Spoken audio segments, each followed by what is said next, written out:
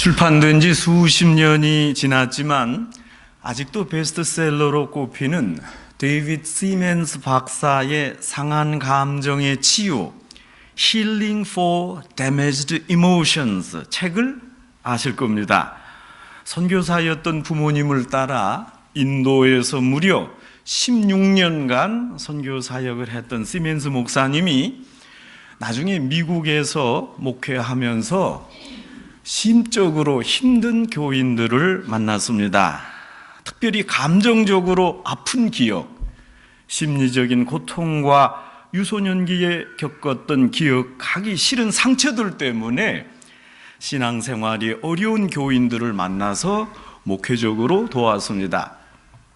시멘스 목사님은 교인들의 고통을 없애고자 많은 노력을 기울였습니다. 기도하고 설교하고 또 다양한 성령 사역을 시행했지만 그래도 고통 중에서 헤어나오지 못하는 신자들이 많았습니다. 일반적인 목회 사역으로는 이런 류의 문제를 해결하기 어렵다는 걸 알았습니다. 그래서 문제로 고통받는 성도를 위해서 서술한 책이 바로 상한 감정의 치유입니다. 목사님은 이 책에서 정서적 상처와 감정적 문제, 내적 갈등을 제대로 해소하지 못하거나 치유되지 못한 채 남아있다면 누구라도 하나님을 온전히 섬길 수 없다고 강조합니다. 헌신할 수 없다고 말합니다. 성도 여러분, 아직도 어두운 감정의 상처에서 헤어나오지 못하고 계십니까? 그렇다면 시멘스 목사님 말씀대로 온전히 헌신할 수 없습니다. 하나님께 자신을 그대로 드릴 수 없기 때문입니다. 여러분, 이 책에 용서라는 단어가 자주 등장합니다. 여러분, 용서, 그 말을 들으시면 무슨 생각이 나십니까? 아무래도 내게 많은 피해를 주었던 사람 아닙니까? 나를 공경에 빠뜨리고 어렵게 했던 한 성도가 떠오릅니까? 어느 분은 남편이 생각나기도 한답니다. 자식을 용서하지 못하는 분도 있습니다. 어쨌거나 용서로 인해서 타인들이 생각날 겁니다. 용서하면 바로 그 사람, 남을 용서하는 거 중요합니다. 타인을 용서해야 됩니다. 그런데 시멘스 목사님은 남 용서가 우선순위가 아니라고 합니다. 무엇보다 자기 자신을 용서하고 자기 과거를 용납하는 게 치유의 가장 기본이라고 말합니다. 여러분, 혹시 여러분은 자신을 용서하십니까? 얼만큼 용서하십니까? 여러분의 과거와 이력을 어느 정도 용납합니까? 이 문제가 해결되지 않는 한 죄송하지만 여러분은 하나님께 온전히 헌신할 수 없습니다. 정상적인 신앙생활 불가능합니다. 하나님이 부르셔도 응답할 수 없습니다. 하나님께 헌신하고자 작정한 사람들이 가장 망설이게 되는 건 과거로부터의 탈출입니다. 여러분, 이미 지나간 일 왜 부여잡고 있습니까? 지나간 일로부터 확실하게 선을 긋고 나를 자유하게 하는 것, 이것이 급선무입니다. 여러분은 과거로부터 완전히 탈출해서 과거와 단절하셨습니까? 그래서 온전히 자유하십니까? 그러면 이제 하나님께 헌신할 수 있습니다. 오늘 성경에서 하나님이 80세 된 모세를 부르십니다. 구약의 위대한 지도자 모세는 120세에 죽었는데 그의 인생을 40세까지 또 40세부터 80세까지 80세부터 120세까지 이렇게 세 단계로 나눌 수 있습니다.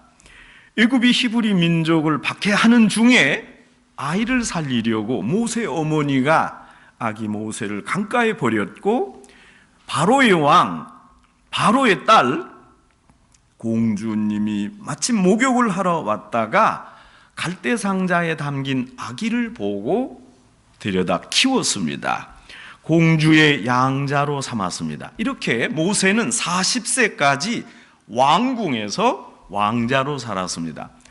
한번 어떤 애굽 사람이 모세 동족 히브리 사람 치는 것을 보고 그 애굽 사람을 쳐 죽여서 모래에 감추었는데 이것이 탈로 났습니다. 모세가 낯을 피해서 미디안 광야로 도망했습니다. 거기에서 모세는 80세까지 양치는 목자로 살았습니다. 처음 40년과는 아주 다른 초라하고 조용하게 지냈습니다. 그리고 모세는 80세에 하나님의 소명을 받고 민족의 지도자로 출애굽을 진두지휘한 후에 120세에 죽었습니다.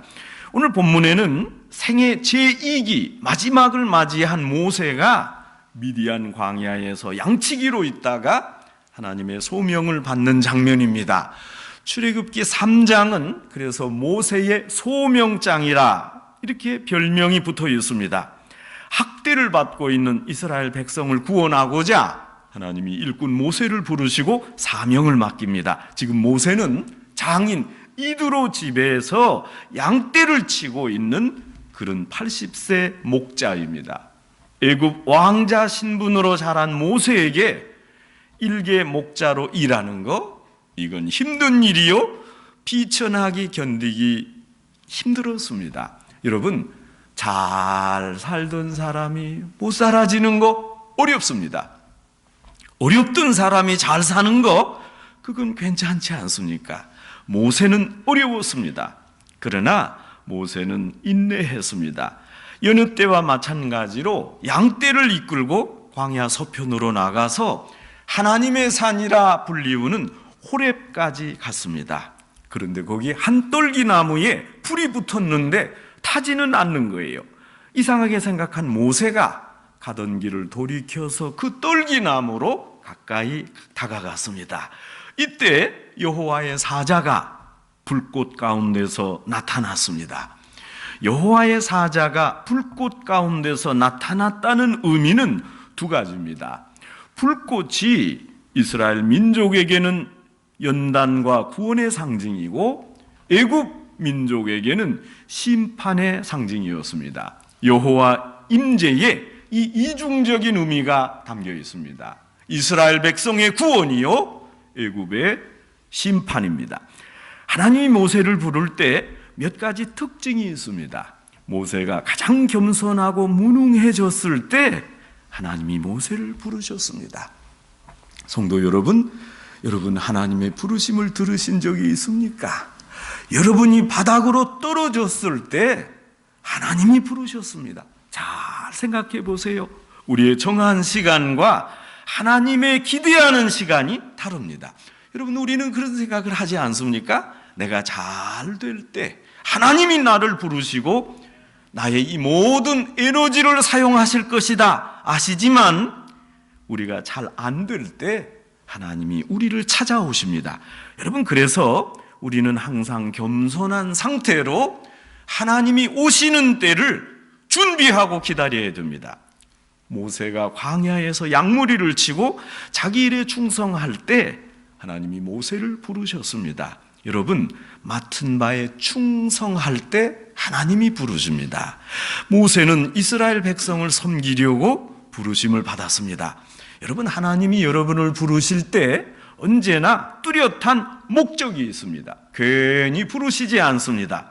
부르시는 합당한 이유가 있습니다. 부름받은 자는 그 부른 목적을 성취해야 합니다. 하나님이 모세를 부르셨습니다. 모세야, 모세야. 그러자 모세가 겸손하게 대답했습니다. 제가 여기 있나이다. 하나님과 모세의 최초 대화입니다. 이 말을 듣고 하나님이 말씀하십니다. 여러분, 오늘 성경에서 하나님은 모세를 부를 때 내 발에서 신을 벗으라 그렇게 말합니다. 내가 선 곳은 거룩한 땅이니 발에서 신을 벗으라, 신을 벗으라. 하나님이 임재하시기 때문에 이것은 당연히 거룩한 땅이었습니다. 여러분, 신을 벗는다는 말이 우리에게는 익숙하지 않습니다. 그러나 고대 근동 지방에서는 아주 중요한 의미가 담겨 있습니다. 사막지대 근동에서는 신발에 더러운 먼지나 오물이 묻습니다. 종교적으로 신발은 죄악으로 오염된 더러운 행위와 성품을 의미합니다. 고대에서 신발은 그래서 더러운 것, 옛 관습, 옛 것을 상징합니다. 하나님이 신을 벗으라는 말씀은 내 모든 과거를 벗어버리고 하나님께 나오라, 그런 의미입니다. 여러분, 더 구체적으로 신을 벗으라는 명령에는 시간적으로 아주 중요한 두 가지 의미가 내포되어 있습니다. 하나는 과거의 의미요, 다른 하나는 미래적인 의미입니다. 첫째, 내 과거가 어떠했든지 그걸 다 잊어버려라, 신을 벗으라, 그러는 겁니다. 과거를 벗어버려라, 과거를 깨끗이 잊어버려라, 그 뜻입니다. 과거의 상처를 아직도 아파하는 분들이 많습니다. 여러분, 그 일은 아주 가슴 아픈 일이 있습니다. 정신과 의사를 찾아오는 사람 중에 우울증에 많은 환자들이 미들 차일드가 많답니다. 첫째는 첫째라 귀여워했고 막내는 막내라 사랑을 독차지했는데 미들 차일드가 부모에게 관심을 받지 못해서 이제 우울증을 겪는다는 겁니다. 여러분, 그때가 언제입니까? 어렸을 적 아닙니까? 그 문제를 어른이 돼도 해결하지 못하는 겁니다. 여러분, 여기 신을 벗으라, 이 둘째 의미는 이제 미래의 의미입니다. 내 기득권을 포기하고 너의 미래를 하나님께 맡기고 온전히 바치라. 내가 가진 모든 미래의 가능성을 포기하고 그 모든 전권을 하나님께 맡기라고 헌신합니다. 여러분, 우선 과거와의 결별입니다. 하나님은 내 과거 모습에 개의치 않으십니다. 하나님 신경 안 쓰십니다. 그런데 괜히 저희가 그때 나의 부끄러운 모습을 생각하는 거 아닙니까? 내 과거가 문제되고 마음에 거리끼는 근거, 그건 나 자신입니다. 멍청한 나 자신입니다. 성도 여러분, 내 과거와의 단절, 이것이 헌신의 출발점입니다. 지금 모세가 하나님 앞에 서 있습니다. 400년 동안 애굽에서 노예 생활을 하고 있는 동족이 엄연히 존재합니다. 이스라엘이 구원을 기다리고 있습니다. 이스라엘 민족을 구원하겠다는 간절한 마음도 있습니다. 그러나 한편으로 모세는 생각합니다. 내가 할 일이 없다. 내가 할 수 있는 게 무언가? 노예 생활을 하고 있는 우리 민족을 위해 이렇게 무능한 내가 할 일이 없다고 생각합니다. 여러분, 왜 그렇습니까? 모세는 죄인이기 때문입니다. 모세는 살인자입니다. 애굽에서 사람을 쳐 죽이고 은밀하게 탈출한 도망자입니다. 지금 운둔 생활하고 있습니다. 나와 같이 자격 미달 사람이 어떻게 지도자가 되며 살인자가 이스라엘을 구원할 수 있나? 아무리 생각해도 역부족이고 전혀 상상할 수 없었습니다. 또 모세는 지금 40년간 처가살이 하고 있습니다. 여러분, 요즘에도 처가살이 하는 사람에게는 별로 점수를 안 주지 않습니까? 무려 40년간 처갓집 양을 치며 살았습니다. 어쩌다가 시작한 생활이 벌써 나이 80세가 되었습니다. 모세가 아마 생각했을 겁니다. 나는 이렇게 저렇게 양을 치다가 어느 골짜기에서 내 인생이 끝날 것이라고. 그뿐만 아니라 40년의 목자 생활에 익숙해졌습니다. 불편하지 않습니다. 무명으로 살아도 괜찮습니다. 내가 뭐 대단하다고 원망도 없습니다. 그저 익숙한 일에 끌려서 이렇게 이 골짜기 저렇게 저 들판으로 양을 몰고 다니며 살다가 그렇게 인생을 마치기로 이미 결정했는지도 모릅니다. 그런데 바로 이 시점에서 하나님이 모세를 부르셨습니다. 엄청난 이야기 아닙니까? 나이 80세, 실패하고 좌절한 사람, 살인자 5점을 남은 사람, 인생으로서 끝난 사람, 하나님이 이제 부르십니다. 여러분, 여기에 아주 중요한 실존적 갈등이 도사리고 있습니다. 내가 나를 잘 압니다. 내가 나의 과거를 알고 있습니다. 그런데 이런 내가 어떻게 하나님의 일을 할 수 있습니까?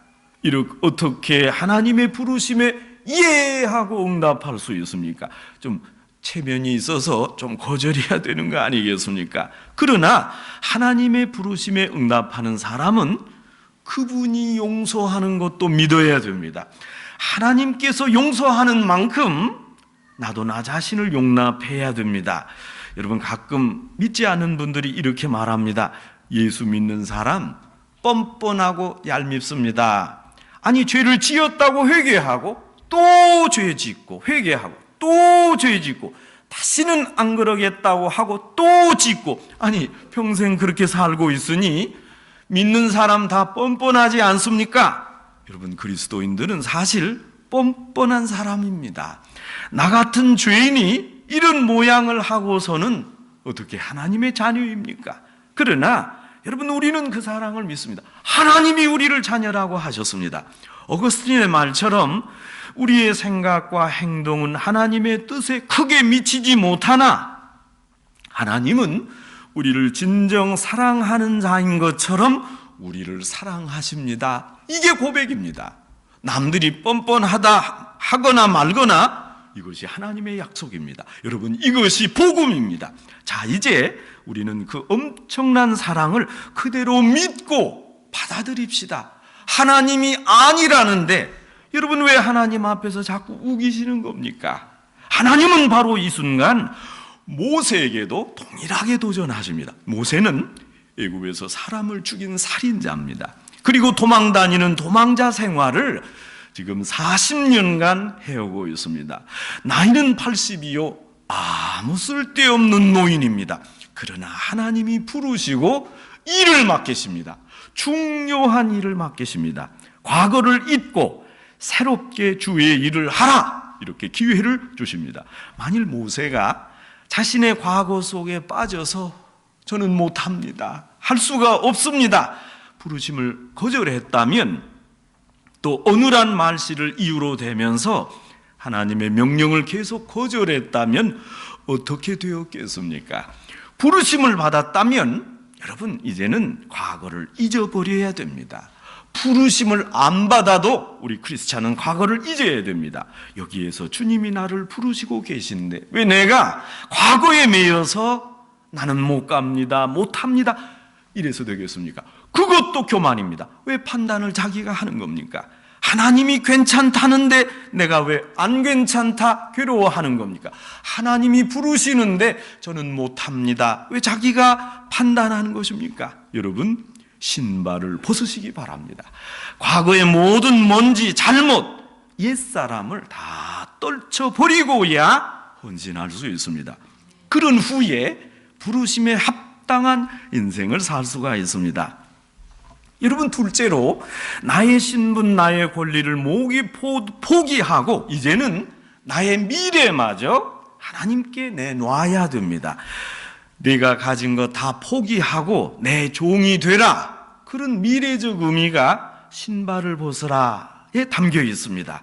내게 있는 기득권을 포기하고 내 미래를 주님께 전적으로 맡기는 게 헌신입니다. 오늘 본문에서 말씀하는 신발은 신분을 상징합니다. 여러분, 옛날에는 신분에 따라 신발이 달랐습니다. 여기 신발을 벗어라 하는 것은 내 신분이 무엇이든지 간에 그것을 아예 벗어버려, 그런 의미입니다. 내 현 상태를 다 버리고 말 없이 주 앞으로 나오라, 내 신발은 굉장합니다, 그런 거 말하지 말라는 겁니다. 새로운 미래를 그저 다 내놓으라, 현재 상태 자꾸 설명하지 말고 그저 벗고 맨발로 내게 오라, 앞으로 내가 어떤 사람이 되든 그것도 너와는 상관이 없다, 그러니 신발을 벗으라, 신분을 포기하라, 그런 말씀입니다. 여러분, 고대 근동에 살던 노예에게 두 가지가 없었습니다. 노예에게는 첫째, 신발이 없었습니다. 둘째, 이부자리가 없었습니다. 그저 지푸라기를 놓고 거기서 소처럼 돼지처럼 그렇게 살았습니다. 여러분, 한국 그 조선 중기에도 보면 그저 흙땅에 짚을 놓고 양반이 아닌 사람은 그렇게 살았습니다. 여러분, 그런 의미에서 신을 벗어라 하는 말은 이제 너는 신을 벗고 나의 노예가 되라, 그런 의미입니다. 너는 나의 노예다. 신을 벗는 순간부터 나 여호와의 노예가 되라, 그런 의미입니다. 여러분, 노예는 말이 없습니다. 여러분, 노예가 자꾸 분석하고 또 설명하고 하면 되겠습니까? 노예는 말이 없어야 됩니다. 내가 노예다 하는 것마저 생각할 수 없는 사람이 노예입니다. 노예는 노예 생활에 그저 익숙할 뿐입니다. 아무 생각이 없습니다. 주인에게 묵묵히 순종할 뿐입니다. 가라 하면 가고 오라 하면 와야 됩니다. 하나님이 말씀합니다. 너는 이제부터 나의 노예다. 그러므로 신을 벗으라. 아무 말하지 마라. 또 신을 벗는다는 것은 겸손을 의미합니다. 그뿐만 아니라 이 신을 벗는 것은 곧 경건입니다. 모슬렘 교도들이 예배 드리는 거 보셨습니까? 맨 먼저 하는 일이 신을 벗는 겁니다. 저는 나갈 때 그 신발을 어떻게 찾아가나 궁금한데 여하튼 신발을 벗습니다. 맨발로 꿇어 엎드립니다. 맨발. 여러분, 이것이 완전한 헌신과 순종을 의미합니다. 이 순간 하나님의 종이 되는 것입니다. 이제부터 나의 모든 미래를 하나님께 바치겠습니다. 이 모든 과정 하나님이 책임져 주십시오. 어쨌건 중요한 것은 내 발에 신을 벗어라. 내 미래, 내 신분, 내 자존심 다 버려라. 내 발에 신을 벗어라. 여기서부터 출발입니다. 무엇을 판단하고 생각하고 그 판단과 생각 다 쓸데없는 것입니다. 이런 사람은 여러분, 하나님의 노예입니다. 하나님의 종은 말이 없습니다. 하나님의 종은 자꾸 이렇게 저렇게 판단하지 않습니다. 내 발에 신을 벗으라. 나의 모든 기득권을 포기하고 이제 하나님 방식대로 시작하는 겁니다. 왜냐하면 하나님 앞에서는 누구나 동일하기 때문입니다. 오늘 성경에서 하나님은 모세에게 강권적으로 명령합니다. 내 모든 것을 포기하고 나를 따르라. 하나님의 지시를 들으라. 여러분, 한번 생각해 보세요. 지금 모세는 양치기로 있지만 최소한 이대로 제명대로 살 수가 없습니다. 그런데 하나님이 아주 무거운 사명을 부여하십니다. 내 민족 이스라엘을 구원하라.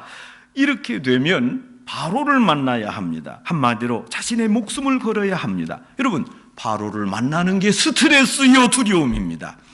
모세는 이제 힘도 권력도 없습니다. 특별한 재산도 없어서 처가살이하고 있습니다. 그러나 하나님은 마지막 남은 모세의 목숨을 요구합니다. 한마디로 모세가 가지고 있는 미래 모든 시간 내놔라, 이렇게 도전하십니다.